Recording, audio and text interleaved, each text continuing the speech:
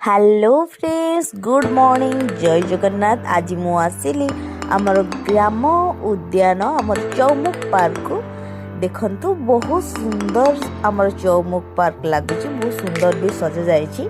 देखंतु बहुत सारा फूल गछ भी लगा जाइछि। आमर मंडा फूल केते बड़ बड़ धरिछि। बहुत माने आमे साधारणतः तो देसी गछरे जिते फूल फुटे किंतु देखियो पे एटा हाइब्रिड हो पारे किंतु देखियो पे बहुत ही सुंदर। देखंतु केते सारा माने डिजाइन भी आमर गछ लगा जाइछि।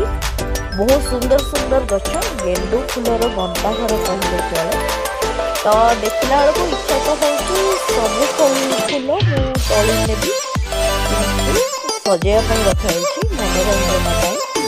तो गोटे आकर्षित हेबे होछि दर्शक। तो निहाती देखिया ପାଇଁ आसिबे जदि आम सब फूल तोली नबा तो केमती गोटे बसिया भी सब आमर कराई रेस्ट हाउस भाया छोट छोट बहुत सुंदर भाव आमर आई लव चौमुख लिखा जाइए। समस्ते ये आसिकी फोटोशूट कर आपण मैंने भी जदि केबे आमर बाल्यापाल आसबे ताहले एटा आमर बाल्यापाल कालीपदा परे परे चौमुख रे ए पार्क टी आमर अवस्थित। तो सी बीच सहित किसी मजा आपण उठाई पारिबे। तो समय काढ़ी तो आपण माने निहाती आसंतु चौमुख पार्क। बहुत ही सुंदर एठी रहिबा पीबा खाइबार सब व्यवस्था रही। दुकान मान भी प्रायतः सब रही।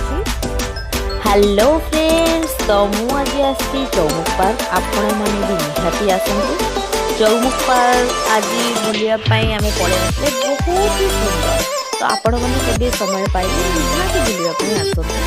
किसी समय फैमिली सहित अतिबाहित करते।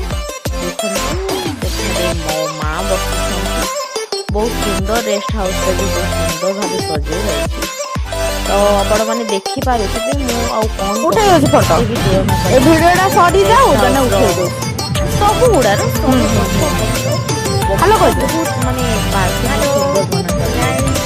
हाई तो तापर आमर ये बाबांकर मूर्ति बना जाइछि। तो बहुत ही सुंदर पर्वत ऊपर बहुत सुंदर ही कारुकार्य बहुत भल होइछि।